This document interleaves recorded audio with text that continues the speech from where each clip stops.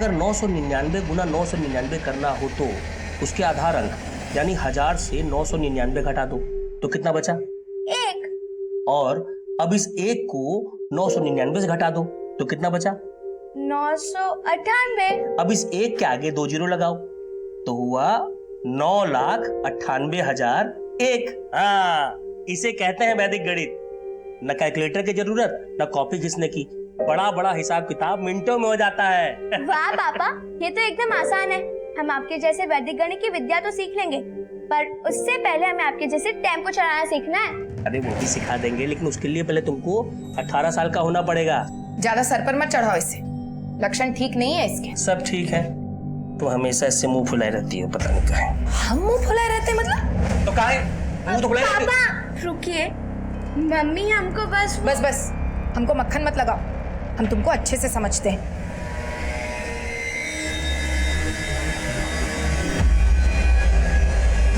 देखो बेटा, अपनी माँ की बात करना बुरा मत मानना।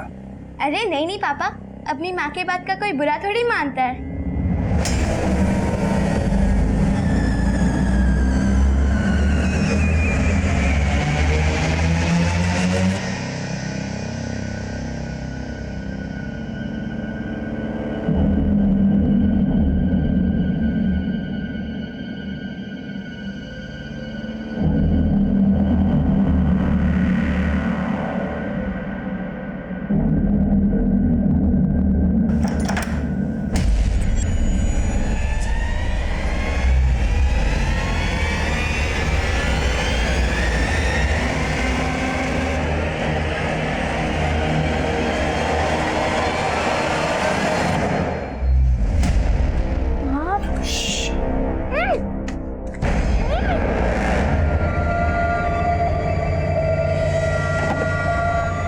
मीनू,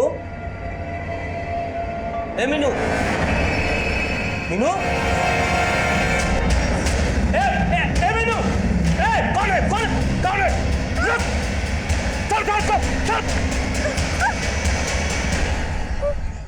चल। कौन था बेटा? अरे मैं कह रही हूँ ना, इसके लक्षण ठीक नहीं है। देखो मुंदेली, तुम बकवास मत करो। बेटा तुम डरो मत, चलो घर।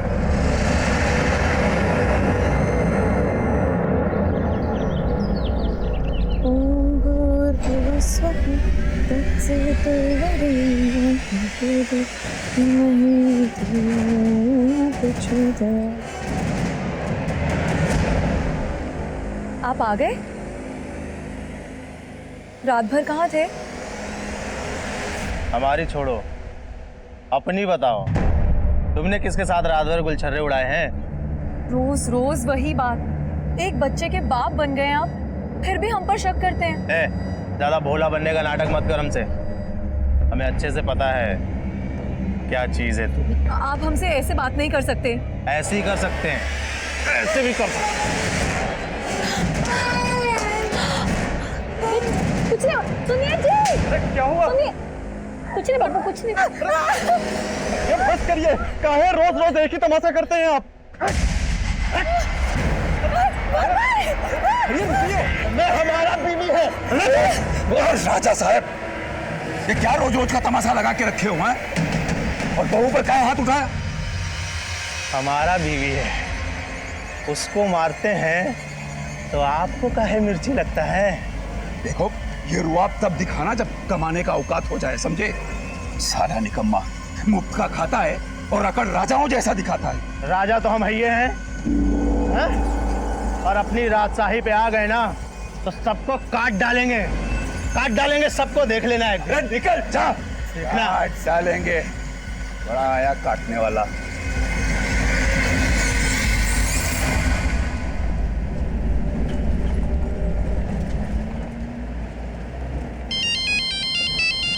रुको पापा, मैं आपको फोन उठा के देती हूँ। हेलो,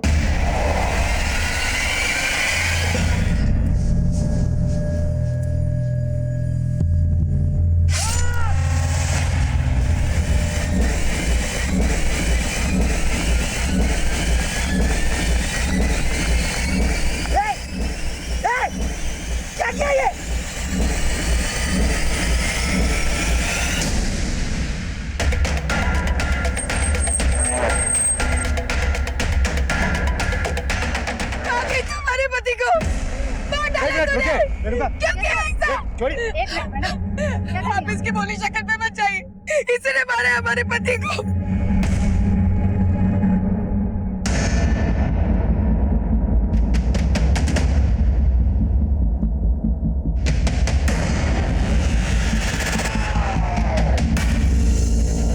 साहब ये रामविलास की लाश है, वो गाड़ी चलाता था साहब, ये टेम्पो भी वही चलाता था साहब। हम लोग वहाँ पर काम कर रहे थे उस तरफ साहब, हम लोगों ने जोर से चीखने की आवाज़ सुनी। हम लोग जब तक यहाँ पर भागकर आकर देखा तो रामविलास की बॉडी पड़ी हुई थी और उसकी बेटी वहीं बगल में बैठी हुई थी और साहब उसके हाथ में तलवार भी थी। तो रामविलास की बेटी है, आप अपनी ही बेटी पर सगी नहीं है सर, लेकिन हम सगी की तरह ही पाल रहे थे और उसने हमारे सुहाग को उजाड़ दिया। इतनी छोटी बच्ची एक आदमी पे अटैक करके उसका सर धड़ से अलग कैसे कर सकती है? आप उस लड़की को नहीं जानते सर, ये कांड उसने किसी के साथ मिलके किया होगा। किसके साथ मिलकर? ये आप ही पूछ लीजिए उससे। सर सर आसपास में कोई भी कटा हुआ सर नहीं मिला है, लेकिन खून की बूंदें काफी लंबे तक हैं। तो लगता है सर को पर्पसली गायब किया गया है। ये लोग बोल रहे हैं कि ये धड़ रामविलास का ही है। इनसे रामविलास का फोटो नहीं हो गया सर। बेटा ये सब जो बोल रहे हैं वो बात सही है?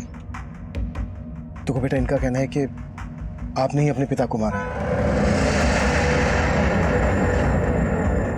देखो बेटा बिल्कुल भी डरो मत, जो भी सच है बस वो बता दो।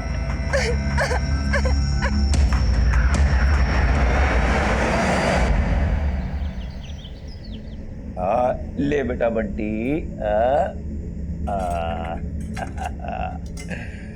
थोड़ा और ले बेटा, थोड़ा और खा ले। अरे बंटी बेटा थोड़ा थोड़ा। पापा वो हमको ना जतिन भैया के साथ रहने में जम नहीं रहा है। संगीता भी पेट से हो गई अब, और हम। अरे वाह नवीन, क्या तारीफ कर रहे थे हमारी? हैं? अरे मुंह काहे घुमा रहे हो? इधर देखो, हम बड़े ताऊ बनने वाले हैं। इतना खुशी का बात हमको बताया ही नहीं है?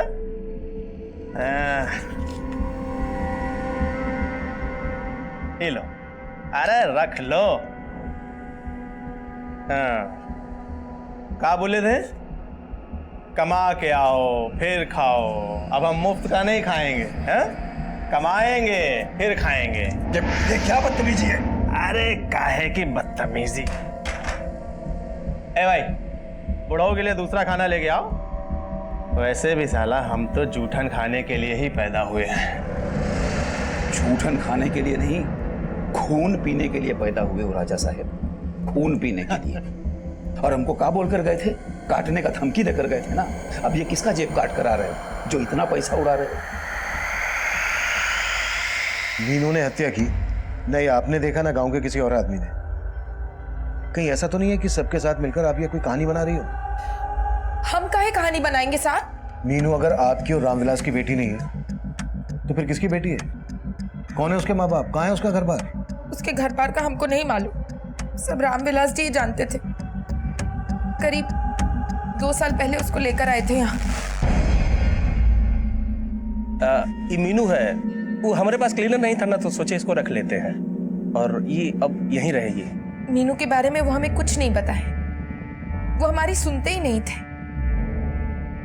मीनू को इतना लाड से रखते थे कि बाद में अपनी बेटी बना लिया। अरे ला भाई रख दो। लो भाई चाय आ गई तुम्हारी।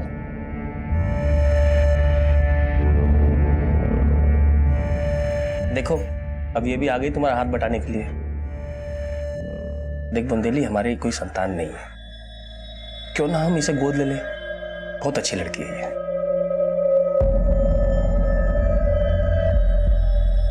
वो लड़की तो हमें शुरू से ही चंट लगती थी। रामविलास जी भोले थे जो उसकी बातों में आ गए। साहब हमको उस लड़की के बारे में पता नहीं था, लेकिन हमको रामविलास की नीयत पर शक था। कैसा शक? कहने को तो रामविलास उस लड़की को अपनी बेटी बोलता था, लेकिन हमको उन दोनों का रिश्ता कुछ अलग ही लगता था।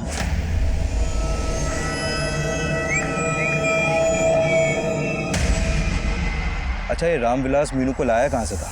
साहब मीनू कहाँ की है ये तो हमें नहीं मालूम, लेकिन पिछले 15 दिनों से एक आदमी लगातार यहाँ आ रहा था, मीनू को अपने साथ ले जाने की कोशिश कर रहा था, और उस दिन रामविलास जी ने उस आदमी को धक्के मार के घर से निकाल दिया।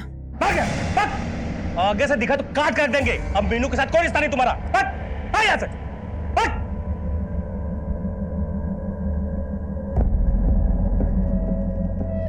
हमने रामविलास जी से उस आदमी के बारे में पूछा तो वो टाल गए। हमने मीनू से भी पूछा, उसने भी कुछ नहीं बताया। और फिर कुछ रोज पहले हमने मीनू को एक आदमी से पैसे लेते हुए देखा था। मीनू कौन था वो पापा का जाने वाला था। पापा ने उनका माल पहुंचाया था ना, इसलिए पैसे देने आया था।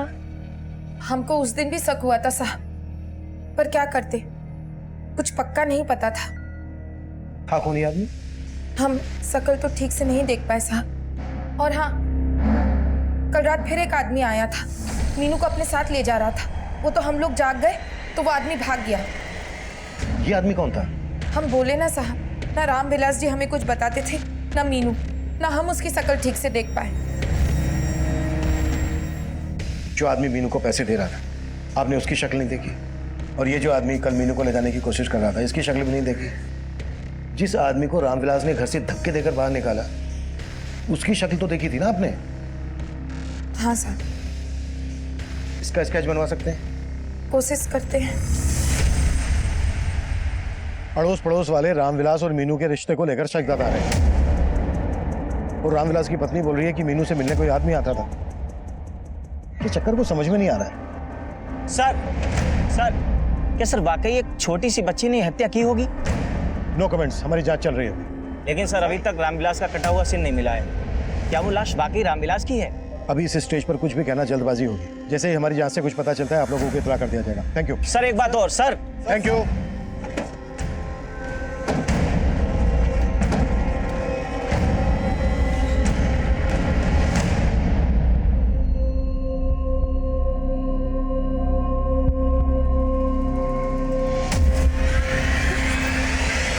अपने पापों का प्रायश्चित कर लो पहले, समझ गई ना?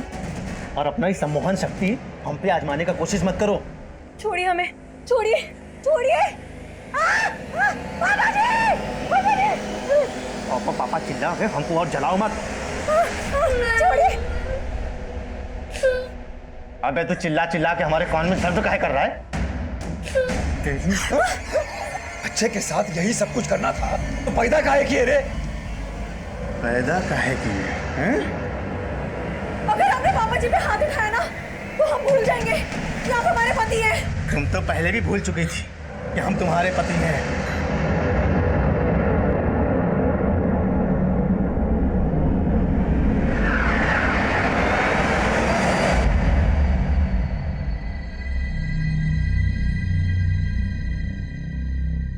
मीनू बेटा, आपको बिल्कुल भी डरने की जरूरत नहीं है। बस बेटा जो भी सच है वो बता दो।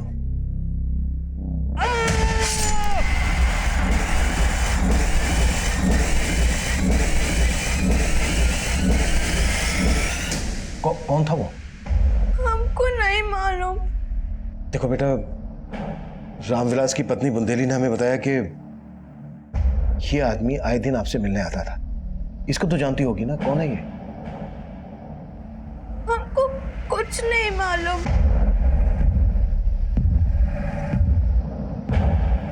ओके बेटा, कोई बात नहीं।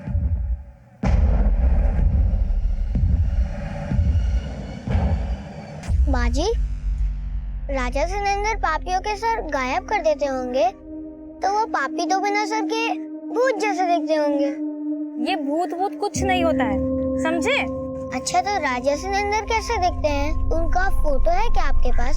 राजा सिलेंडर है ना बहुत। अच्छा बच्चों, अब बाकी ये कहानी है ना हम आपको बाद में सुनाएंगे। अबे मेवे भी तो बेचने जाना है। अब आपको कहानी सुनाते हुए तो पेट नहीं भरेगा। बाद में मिलते हैं। हाँ, ये आदमी आए दिन मीनू से मिलने आ रहा था, ऐसा रामविलास की पत्नी बुंदेली का कहना है। और मीनू ने इस आदमी को पहचानने से इनकार कर दिया। मीनू ये भी नहीं बता रही है कि 2 साल पहले तक वो कहाँ थी, रामविलास उसे कहाँ से लेकर आया था। लेकिन हमें इन सभी सवालों के जवाब ढूंढ। मीनू का मेडिकल करवाओ ताकि ये कंफर्म हो सके कि रामविलास का मीनू के साथ वाकई में कोई गलत रिश्ता था या फिर चक्कर कुछ और है। ओके सर मैं मोबाइल नेटवर्क कंपनी में गया था। पता चला कि रामविलास के फोन पे आखिरी कॉल सूरज श्रीवास्तव नाम के आदमी ने किया था, लेकिन उसका नंबर अभी बंद आ रहा है। सूरज श्रीवास्तव? ये सूरज श्रीवास्तव वही तो नहीं है जिसका रामविलास की पत्नी ने स्केच बनवाया? नहीं sir, mobile network service provider से सूरज की एक फोटो मिली है सर। यह है सूरज श्रीवास्तव और इसका नंबर जिमिया गांव के एड्रेस पर रजिस्टर्ड है। तुरंत इस एड्रेस में जाओ। सर कोई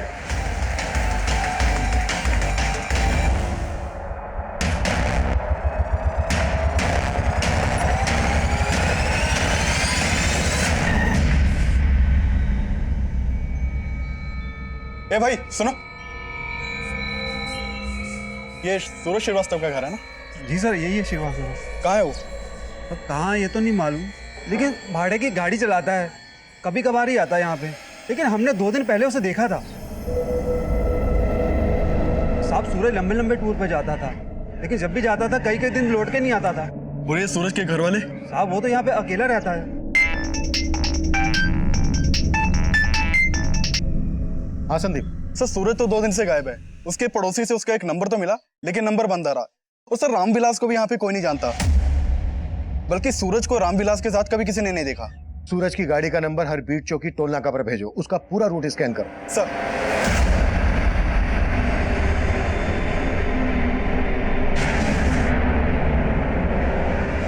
सर मीनू की मेडिकल रिपोर्ट आ गई है और रिपोर्ट में सामने आया है कि मीनू सेक्सुअली एक्टिव थी।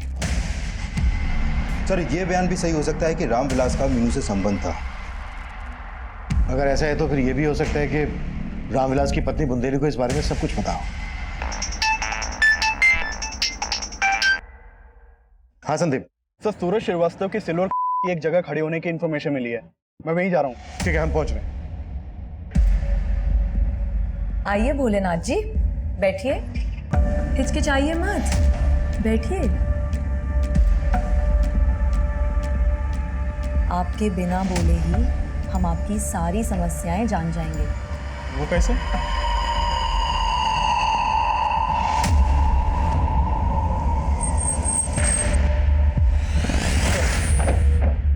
सर ये सूरज श्रीवास्तव की गाड़ी है और यहाँ गाड़ी के नीचे कटा हुआ धड़ मिला है।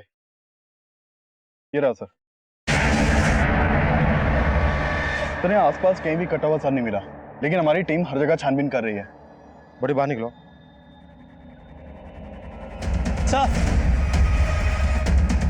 सर वहां एक कटा हुआ सर मिला है।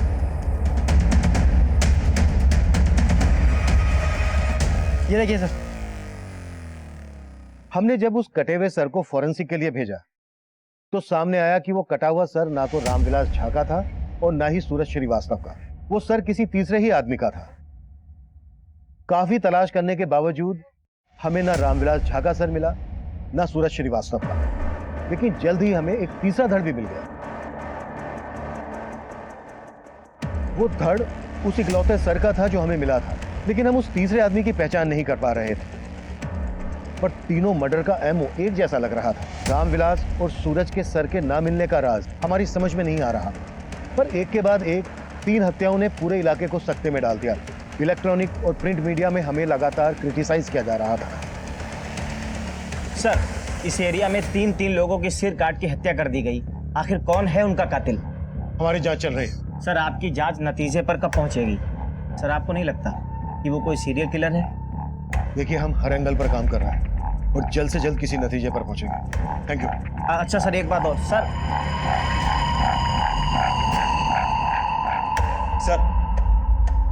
जिस आदमी का स्केच रामविलास की बीबी बुंदेली ने बनवाया था उसकी पहचान हो गई है। सर रामविलास के कॉल रिकॉर्ड में एक राजेश नाम के आदमी का नंबर मिला है। इस राजेश का फोटो इस स्केच से मैच करता है सर, लेकिन इसका फोन नंबर भी बंद है। इसका नंबर किस एड्रेस पर रजिस्टर्ड है? सर मोतिया गांव के एड्रेस पर रजिस्टर्ड है इसका नंबर। मैंने मोतिया गांव पुलिस को इसके एड्रेस पर भेजा है। और सर सूरज के कॉल रिकॉर्ड में एक नीलिमा नाम की औरत का नंबर मिला है। सर ये सूरज नीलिमा को काफी कॉल करता था। सर हो सकता है नीलिमा से मिलकर सूरज के बारे में कुछ पता चले। तुम इस नीलिमा से मिलो, मैं मीनू से बात करता हूँ। Okay sir. मीनू बेटा, देखो, आपको बिल्कुल भी डरने की जरूरत नहीं है। बस जो भी सच सच है वो बता दो। बेटा, क्या आपके साथ कोई जबरदस्ती करता था?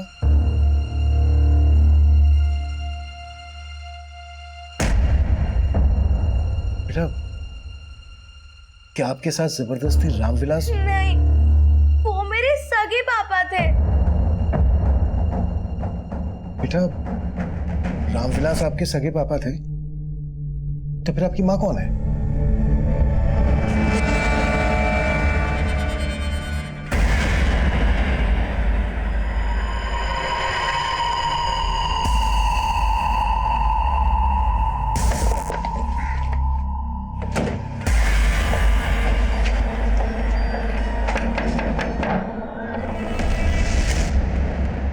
जी सर। नीलिमा से मिलना है हमें।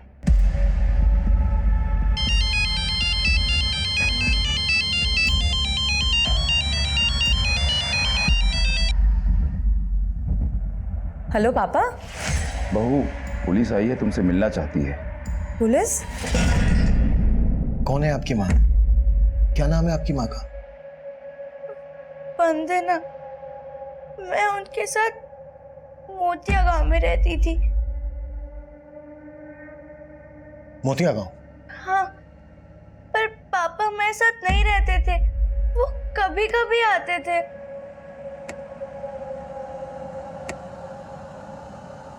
2 साल पहले मेरी माँ गुजर गई। मैं मामा के साथ रहने लगी, लेकिन मेरे मामा मेरे साथ। मीनू बेटा, तो आपके मामा आपके साथ ये गंदा काम करते थे? इसलिए पापा मुझे यहाँ ले आए और उन्होंने बोला। बेटा, हम आपसे एक बात बताना चाहते हैं। वंदना तुम्हारी माँ हमारी पहली पत्नी थी। बेटा, हम जानते हैं तुमको बुरा लग रहा होगा, लेकिन बेटा हम अपनी गलती सुधारना चाहते हैं। अब से तुम हमारे साथ ही रहोगे बेटा, हमेशा। पापा ने बोला समय आएगा तो वो मेरी सौतेली माँ को सब बता देंगे। लेकिन बेटा, आपकी सौतेली माँ बुंदेली ने आप पर रामविलास की हत्या का आरोप लगाया है। ये सब झूठ है। लेकिन बेटा, ये तो झूठ नहीं है ना? ये आदमी आपसे मिलने आता था। बोलो, कौन है ये? ये मेरे मामा है और यही आकर मुझे ले जाने की कोशिश करते थे।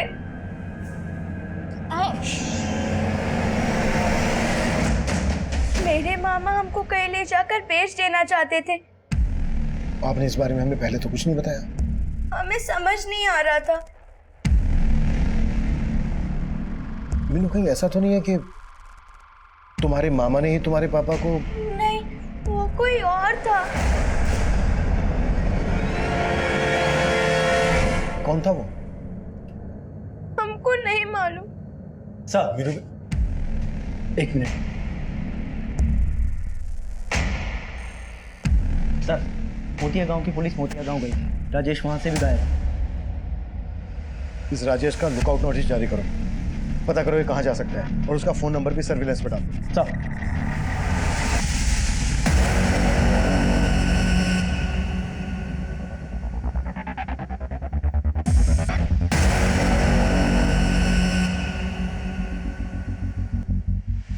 इतना टाइम हो गया, नीलिमा आई क्यों नहीं अभी तक? 20 मिनट में आएगी ऐसा बोला था। आ जाएगी साहब, पर आप लोग कुछ बता क्यों नहीं रहे? संदीप, फोन लगाओ नीलिमा को। सर।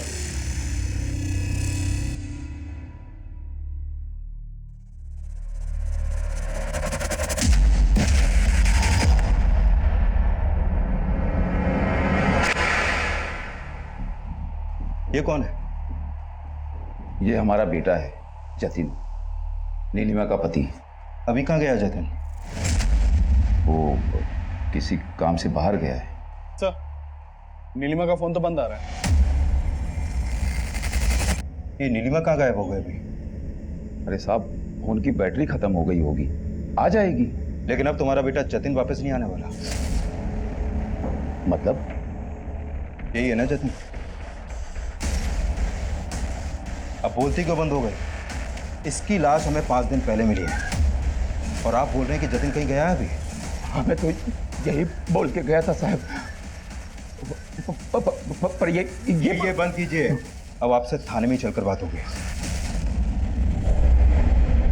साहब, मीनू जरूर कोई नई कहानी बना रही है। वो रामविलास जी की सगी बेटी हो ही नहीं सकती। ये सब बोल के वो हमारे मरे हुए पति को बदनाम कर रही है। हमने मालूम किया है, रामविलास अक्सर मोतियानगर जाया करता था, जहाँ मीनू की माँ वंदना रहती थी। अरे साहब, हमारे पति टेम्पो चलाने पता नहीं कहाँ कहाँ जाते थे। आप मीनू की बातों में मत आइए। वो रामविलास जी की सगी बेटी नहीं हो सकती। वो तो हम डीएनए से पता लगा लेंगे, पर कहीं ऐसा तो नहीं है कि तुम इस बारे में सब कुछ जानती थी और इसी बात का बदला लिया तुमने रामविलास से? नहीं साहब, हमें कुछ नहीं पता था। हम आपसे कह रहे हैं ना, मीनू झूठ बोल रही है। सर, जो कटा हुआ सर और धड़ में मिला था वो नीलिमा के पति जतिन का था। What? और नीलिमा कहाँ है? सर, नीलिमा कहीं गायब हो गई है, लेकिन मैं उसका पता लगवा रहा हूँ। अभी तो मैं जतिन के फादर और उसके छोटे भाई को थाने ला रहा हूँ। एक एक करके राजा सैनेंद्र ने कई सारे पापियों का संहार कर दिया। संहार कर दिया मतलब? संहार यानी उस दिन बताया था ना, राजा सैनेंद्र है ना, पापियों को मृत्यु लोक पहुंचा देते थे। मृत्यु लोक? ये कहाँ होता है? मृत्यु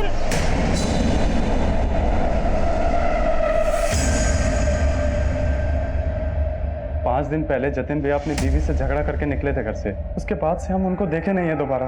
इसके अलावा हमको कुछ मालूम नहीं है। जतिन की मिसिंग कंप्लेंट क्यों नहीं फाइल करवाई?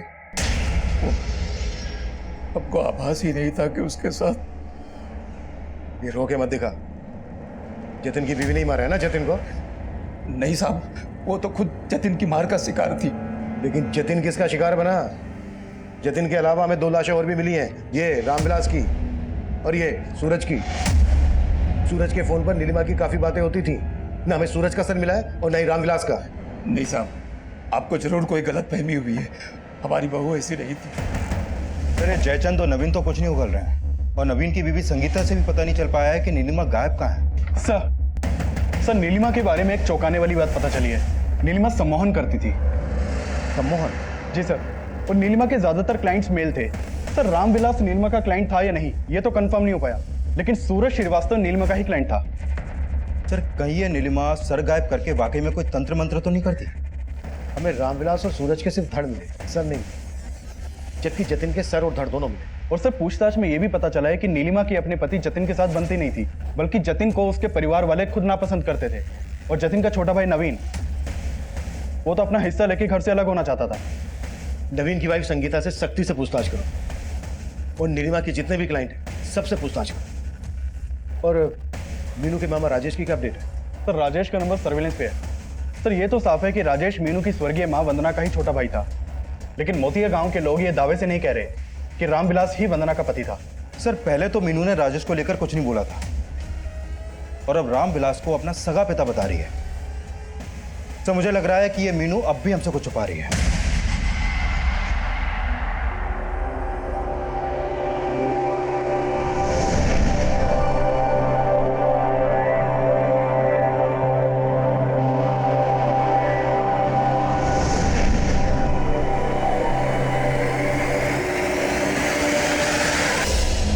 नीलिमा ने आखिरी फोन आपको किया था। अब ये बताओ नीलिमा कहाँ है? तो सर, हम उसको अपने घर का वास्तु ठीक करने के लिए कह रहे थे बस। हाँ साहब, वो सम्मोहित ही करती थी। हम तो उससे साहब वो ज्ञान व्यान समझ के मिलते रहे, लेकिन वो औरत साहब एकदम कपटी है। तुम्हारे साथ क्या कपट किया उसने?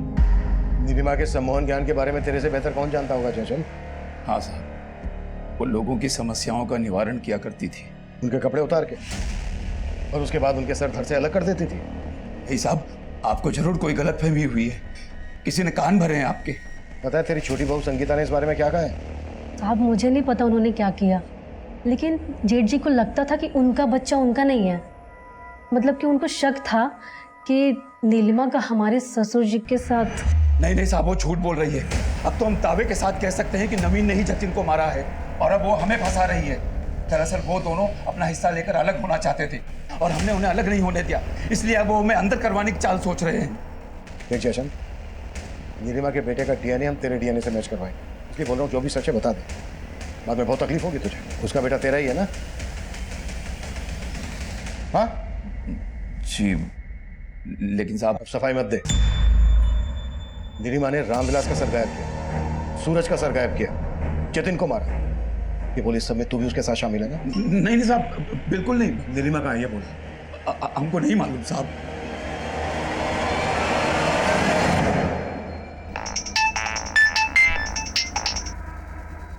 हेलो,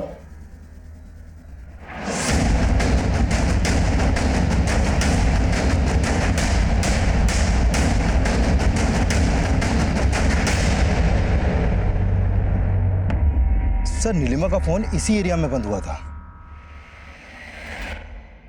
तो मतलब ये नीलिमा तब हमारी प्राइम सस्पेक्ट थी। इसलिए हम सोच रहे थे कि शायद हमारा ध्यान भटकाने के लिए नीलिमा ने किसी दूसरी औरत का सर गायब किया है और उस धड़ को अपनी पहचान देने की कोशिश की है, पर हम गलत साबित हुए। उस धड़ का डीएनए नीलिमा के बेटे के डीएनए से मैच हो गया। वहीं मीनू का डीएनए रामविलास के डीएनए से मैच हो गया, जिससे यह साफ हो गया कि मीनू रामविलास और वंदना की ही बेटी है। एक के बाद एक 4 हत्याएं हमारे सामने आई। ये हत्याएं क्यों और किस मकसद से की जा रही थी कि हम समझ नहीं पा रहे। तब कई सस्पेक्ट हमारी रडार में। मीनू के मामा राजेश का फोन सर्विलेंस पर था। जैसे ही उसने अपना फोन ऑन किया, हमने जीपीआरएस के जरिए उस जगह को ट्रैक डाउन कर लिया जहां पर राजेश छिपा हुआ। मीनू का मामा राजेश अपने इस बयान पर कायम रहा कि उसका इन हत्याओं में कोई हाथ नहीं है। लेकिन तब अचानक से इस केस को अपने अखबार में हेडलाइन देने वाला पत्रकार देवेंद्र इस केस की एक चौंका देने वाली हेडलाइन बनने वाला था। मेरे न्यूज़पेपर में काम करता है। 2 दिन से इनका फ़ोन नहीं लग रहा है और इनके घर पे ताला लगा हुआ। शिव, देवेंद्र तो अक्सर उससे मिल रहा था इन कटी हुई लाशों की इन्फॉर्मेशन के लिए। हाँ सर, मुझे भी लग रहा है देवेंद्र के गायब होने का चक्कर भी इसी केस से जुड़ा हो सकता है। आपको ऐसा क्यों लग रहा है? सर, वो इस केस को जिस तरह से कवर कर रहा था, हो सकता है उसे इस केस से जुड़ी कोई बात पता चली हो और उसको भी। ये देवेंद्र रहता कहाँ है? उसका एड्रेस दो।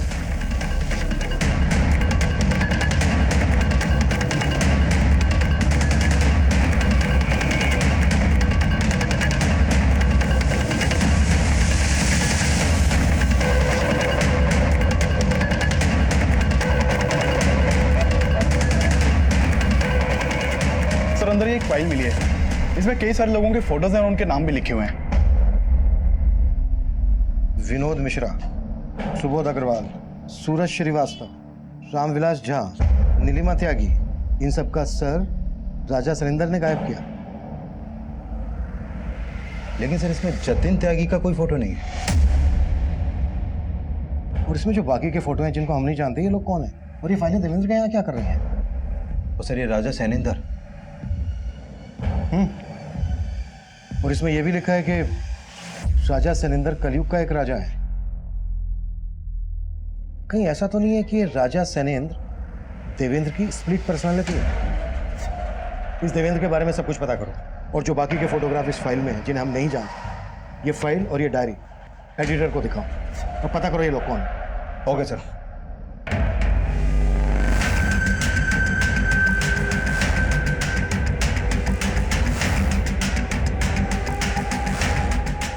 सर ये 28 लोगों के फोटोग्राफ्स हैं। मैंने सूरज, नीलिमा और रामविलास के अलावा इन सभी लोगों के बारे में जानने की कोशिश की। सर इनमें से 13 लोगों की मिसिंग कंप्लेंट सिवान जिले के अलग अलग थाने में दर्ज हुई थी और बाकी के बारे में कोई इन्फॉर्मेशन नहीं है सर। यानी सब गायब।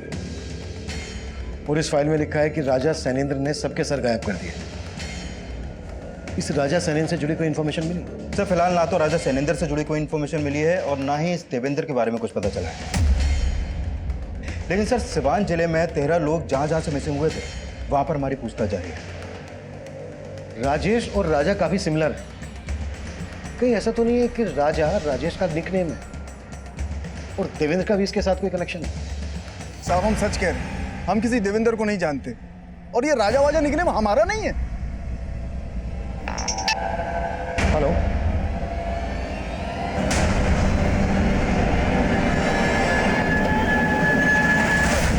सर इस इलाके में एक जमीला नाम की लड़की के बारे में पता चला है। वो यहाँ गली गली घूम के मेवे बेचा करती है और सर वो गली मोहल्ले के बच्चों को राजा सैनेंद्र की कहानियां सुनाया करती है। वो गली मोहल्ले बच्चों को मैंने यहाँ इकट्ठा कर लिया है। अंकल, जमीला बाजी कहती थी कि राजा सैनेंद्र यहीं कहीं धरती लोक पर रहते हैं और वो पापियों को मृत्यु लोक में पहुंचा देते हैं। अच्छा बेटा, ये जमीला बाजी रहती कहाँ है? मालूम नहीं अंकल, हम तो उन्हें यहीं देखते थे। अच्छा बेटा, इनमें से किसी को जानते हो? हाँ, हमने उस दिन देखा था इनको। ये जमीला बाजी के पीछे गए थे। सर, हमने देवेंद्र के कॉल रिकॉर्ड अच्छे से चेक किए थे, लेकिन ना तो उसमें किसी जमीला का नंबर मिला था और ना ही किसी राजा सैनिंदर का।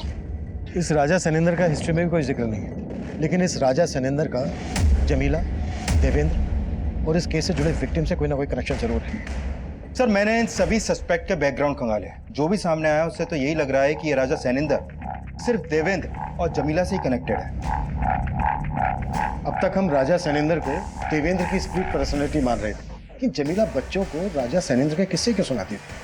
कि राजा सैनिंद्र कोई है या नहीं, इसका अभी तक कोई ठोस एविडेंस तो नहीं मिला है। लेकिन किसी भी सस्पेक्ट की ऐसी कोई इंफॉर्मेशन मिली है जो राजा सैनिंद्र जैसी ही अजीब हो, जो इस अजीब से केस से ताल्लुक रखती हो? सर, एक बात है, नीलिमा का एक क्लाइंट है भोलेनाथ, उसके 2 बेटे हैं जिनके नाम अध्यादेश और संविधान है। आपको सुनने में थोड़े अजीब नहीं लग रहे हैं ना? भोलेनाथ के बेटों के खिलाफ कुछ? सर, वो दोनों दिल्ली में पढ़ते हैं और वहीं हॉस्टल में रहते हैं, और मर्डर के समय भी वो दोनों दिल्ली में ही थे। बेटे को ये अजीब सा नाम देने वाला है भोलेनाथ। इस भोलेनाथ को मिलने के लिए बुलाओ और इसके कॉल रिकॉर्ड्स में निकालो। Okay sir.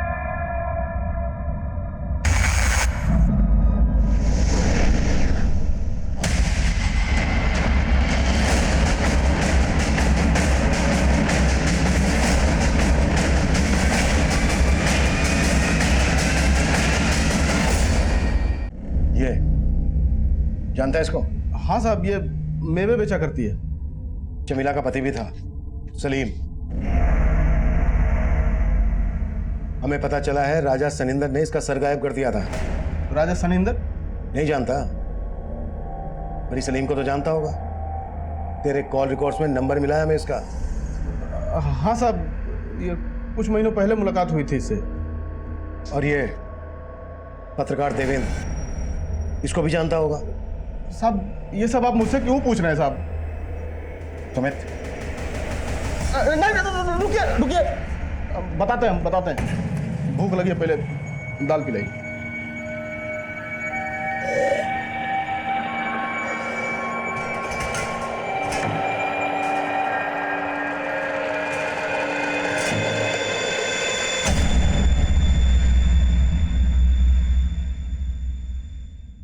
भर गया साहब पेट। चलिए दिखाते हैं कहाँ है राजा सैनिंदर।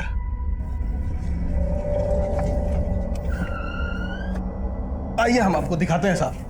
आइए, ये देखिए, राजा सनिंदर का पहला इंसाफ। बहुत ज्ञानी आदमी था साहब। और भी हैं साहब यहाँ पे, सूरज अग्रवाल, नीलिमा त्यागी, सब मिला के साहब यहाँ पे 30 खोपड़ियाँ हैं। कुछ तो बाहर भी हैं साहब। आइए, हम आपको दिखाते हैं। ये देखिए, ये देख रहे हैं, एक इधर लटक रही है। यहाँ बहुत है, ढेर सारे हैं। इन सब का ये हाल राजा सनिंदर ने ही किया है। तो तू है राजा सनिंदर? हाँ साहब, जब हम बच्चे थे ना तो सब बोलते थे हम मंदबुद्धि हैं। मतलब जवानी तक हम सुनते रहे सबको। और वो विनोद मिश्रा मतलब जहाँ देखे हमको बेइज्जत करे, हर जगह नीचा दिखाता रहे। एक दिन उसका गला ही काट दिया। और वो सूरज बहुत सियाना था। वो उसका चालाक खोपड़ी देख के साहब हम ठान लिए अब अगला मगज हमको रामविलास चाहिए।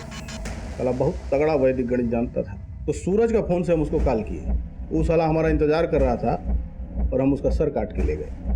सम्मोहन ज्ञानी, नीलिमा बहुत प्रभावित थे साहब उसके ज्ञान से भी। तेरी ये कहानियां जमीला बच्चों को क्यों सुनाती थी? और तेरी इन कहानियों की डायरी और फाइल देवेंद्र के घर क्यों मिली? सूरज से पहले हम 25 लोगों का सर अलग कर चुके थे, पर कोई हमारे प्रताप को जानता ही नहीं था। तो हमने सोचा साहब हमारा चर्चा होना चाहिए। वो जमीला का पति सलीम और नीलिमा के सम्मोहन में आके वो जमीला से बेवफाई करने लगा। वो जो बच्चों को कहानियां सुनाती थी ना साहब राजा सनिंदर की, वो हम ही है। सोचे थे कभी किताब में छपवाएंगे, साला वो देवेंद्र जमीला के पीछे पड़ गया था। मुझे तुमसे कुछ राजा शैलेंद्र के बारे में बात करनी है। लेकिन हमें आपसे कोई बात नहीं करनी। उसको शक हो गया था साहब हम पे। इससे पहले कि वो हमारा चिट्ठा खोलता हम उसका सर भी गायब कर दिया और धड़ गए। जमीला कहाँ है? साहब उसको छोड़ दे तो हम फंसते, तो देवेंद्र के साथ उसको भी हम गायब कर दिए। जतिन त्यागी उसको भी हम ही ने मारा। साला उधार लिया था हमसे, दे ही नहीं रहा था तो मार दिया। उसके मगज का सुख हमारे किस काम का, इसलिए आपको उसका सर भी मिल गया और धड़ भी, कर दिया उसका भी इंसाफ। अब तेरा इंसाफ भी होगा।